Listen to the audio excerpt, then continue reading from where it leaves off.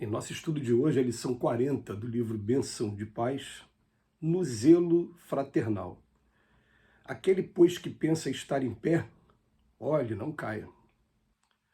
Palavra de Paulo, 1ª Epístola aos Coríntios, capítulo 10, versículo 12.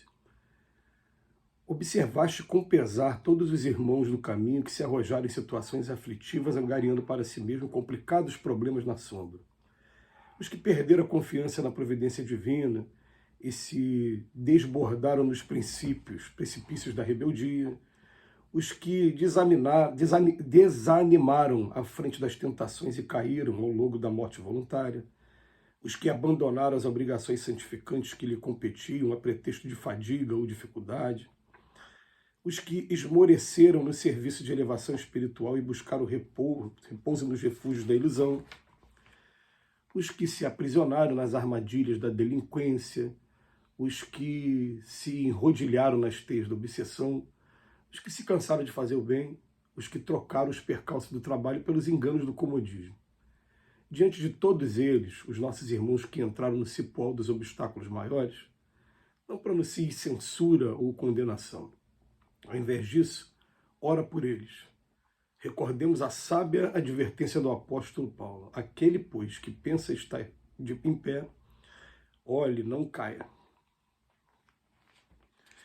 É uma situação muito difícil para a gente, que o Emmanuel convida a gente a refletir hoje, principalmente porque depois que a gente passou pelo período de pandemia, a gente observou muitos companheiros que desanimaram do trabalho, muitos companheiros que sentiram profundamente a perda dos entes queridos mais próximos, companheiros que, à frente das casas espíritas também, à frente dos trabalhos, não deram continuidade aos trabalhos de forma presencial. Eu, por exemplo, estou em uma casa hoje que a casa optou por não fazer atividade nenhuma online até que todos os trabalhadores voltassem ao trabalho presencial, e deu super certo. A frequência hoje ela está até maior do que estava naquele período da pandemia, um pouquinho antes da pandemia. Mas tem muitas casas que mantiveram as atividades online e muitos trabalhadores que se viram no comodismo de apenas ficar dentro da sua casa e não trazer de volta as atividades. Lembrando que a casa espírita, ela funciona como escola, como oficina de trabalho, mas funciona principalmente como hospital. Acaba sendo um ambiente mais preparado, mais propício para tratamentos também. E a gente vai perceber principalmente que foram dois grandes desafios aqui para nós aqui no Brasil. Foram a primeira pandemia, que foi um desafio no mundo todo, e logo em seguida o pleito eleitoral para presidente da República, que dividiu muito as pessoas através da polaridade, e a gente viu também casas espíritas queridas, com trabalhos muito bons, em que as diretorias se dividiram por um ou por outro candidato, entraram em conflito e fecharam suas portas. Então, a gente está vivendo um momento em que esse recado que está sendo dado aqui pelo Emmanuel para a gente, se você está de pé, estamos de pé, olha, não caia. E o Emmanuel vem chamar a nossa atenção para que a gente vai estar observando a situação com pesar de todos os irmãos que entraram nessas situações aflitivas, angariando para si mesmo complicados problemas na sombra. E ele pede para a gente com muito carinho, fala assim, ó, vamos evitar censura, vamos evitar condenação. Ao invés disso, vamos orar por cada um deles. É claro, assim, a oração e também os convites, quando a gente tiver oportunidade, quem estiver mais próximo, né? A gente poder estar convidando para tentar tirar a pessoa da inércia que a pessoa às vezes se coloca por conta realmente da dureza das provas que estão sendo vividas nesse momento de regeneração do nosso planeta. Mas vale a pena a gente pegar de novo os parágrafos que o Emmanuel selecionou, e que são 8 parágrafos, 8 situações, e que com muita dificuldade você não vai encontrar alguém querido seu, algum amigo seu, alguém da sua confiança, que não está nessa situação. Os que perderam a confiança na providência divina e se desbordaram nos precipícios da rebeldia. A gente vai ter pessoas que entraram para o caminho da rebeldia, vai ter muitas pessoas também que simplesmente por conta de uma defesa do processo depressivo, ou então até de síndrome do pânico, ou de um outro transtorno psicológico qualquer, ela entrou em rebeldia para não entrar naquele sentimento que realmente é um sentimento muito complicado, esse sentimento da depressão. Outros, os que desanimaram à frente das tentações e caíram no logro da morte voluntária. Esse aqui a gente pode enquadrar aquela pessoa que está no processo depressivo, está no processo aí de síndrome do pânico, né? Desanimaram à frente das tentações.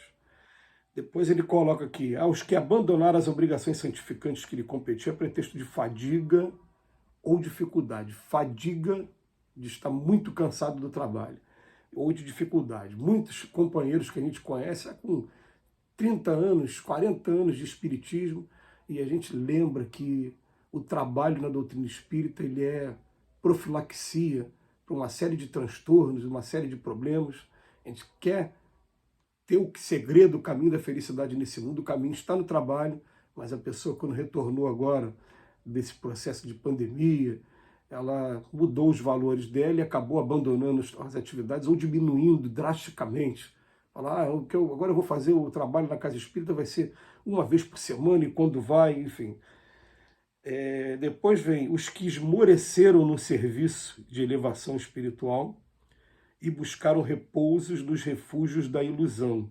Aí quando vem os refúgios da ilusão, a gente pode abrir muito o leque disso, né? Mas muitas pessoas que eu não quero mais o trabalho e serviço de elevação espiritual e eu quero aproveitar os prazeres do mundo. E aí esses prazeres vão ser os prazeres aí de você viajar bastante, de você conhecer vários lugares diferentes, você experimentar coisas novas, os prazeres da gula, os prazeres das drogas lícitas e até mesmo os prazeres das drogas ilícitas, embora a gente acredite que a pessoa que esteja trabalhando mesmo com Cristo não vai se permitir entrar por esse caminho com tanta facilidade, mas pode acontecer também.